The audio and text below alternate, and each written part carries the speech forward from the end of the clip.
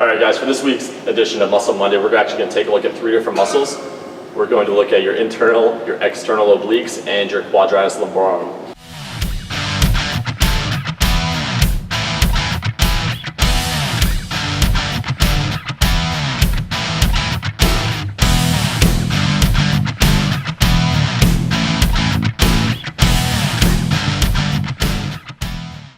These muscles all work together to do 2 main functions that you do every day, and they're 2 of the most important movements that you can have: rotation and lateral flexion, rocking side to side.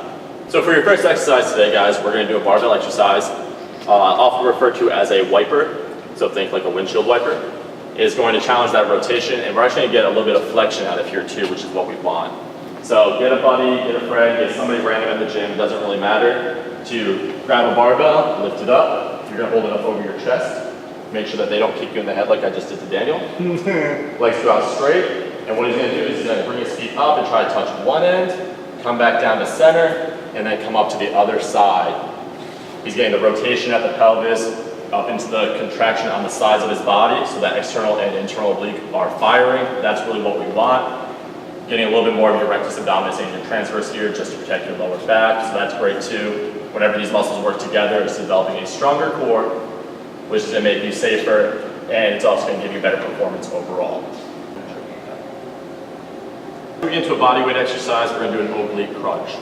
When you get set up, you're going to be flat on your back, legs are bent, feet are flat on the floor. You're going to take your fingertips up to your temples. Okay, you can cup your ears. The big thing you don't want to do is you don't want to grab the back of your head, so that way you're not cranky on your neck, causing any kind of cervical discomfort or pain. What you're going to do is you're going to crunch up, and you're going to bring your opposite elbow to your opposite knee, return back, and then come up the other side. You're really focusing on squeezing here. So at the top, I want you to exhale and contract tight, return back. Make sure your elbows stay wide. That width adds more rotation in there. You'll get better contraction out of your obliques. You'll get better results overall. All right, guys, we're going to throw in another bodyweight exercise to build up an isometric challenge so the muscle's not going to lengthen.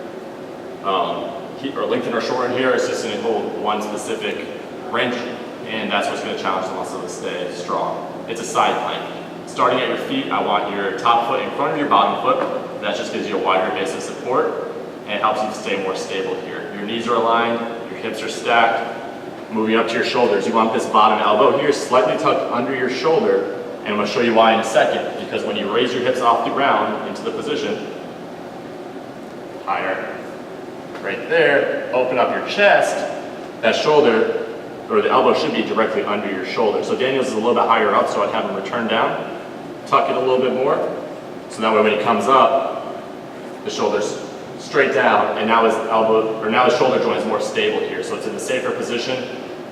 The muscle underneath is contracting, that's the muscle we're challenging. That's really what you want here, guys. Hold this 30, 45 seconds as long as you can. If it gets too easy, there's more variations out there to make this more challenging. We're just not going to focus on that in this video. Next exercise we're going to focus on is utilizing a cable column. It's called a Pallof press, and it is an isometric exercise, again, to challenge your obliques, challenge the anti-rotation. So you're actually trying not to rotate here. That's going to be the stability factor of the opposite side. So you're going to grab the cable, it's going to be set up about mid-chest level. You're going to pull it to the center of your chest to start, and then you're going to extend your arms out. You want to make sure that your hands are directly in line with the center of your chest. Your hips are straight, your shoulders are straight. You're going to hold this exercise. I typically have people hold it for 5 seconds, then they pull it into the center of their chest, and then return back out as a repetition. And repeat that 5, 10 times, or you can hold it out as long as you want.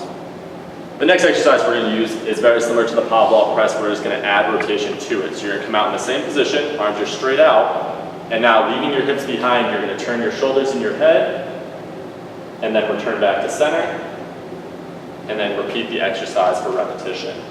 This is just a core rotation, band rotation, cable rotation. It's a rotation, guys. That's all you're trying to do. You want to feel this in your obliques. So for our next exercise, we're going to do what's called a wood chop. We're going to utilize a band for this exercise. We're going to attach it to a high point, something above your head. You're going to reach your arms up and point towards the attachment.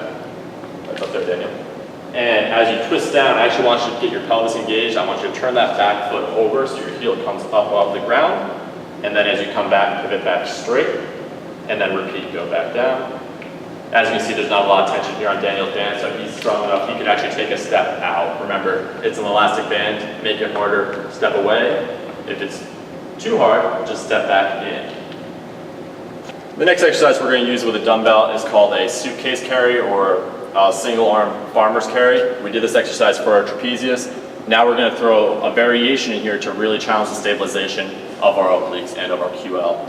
As Daniel starts to walk away, keeping the weight off of his body, he's trying not to lean one way or the other. If he were to lean this way, one side's working harder than if you're leaning the other way, one muscle is just giving up. So he's going to stand up tall, he's going to keep walking. A certain distance, he's going to walk away, and then he's going to turn around. You can switch hands, again, not leaning one way or the other, and he's going to return to the starting point. The farther you go, the harder this exercise will be. So in order to stretch out our obliques, we want to make sure that we are going in the opposite manner that we talked about. So we're not going to flex here, we're going to extend out on our side. So take a knee. I want you to elevate one arm up, that same arm over your head. And I want you to arch your body as you twist slightly back. So you're opening up your chest. As you reach back, you're going to feel a great stretch coming right down through your obliques. Hold that 15 to 30 seconds. Come back down to center. And then switch.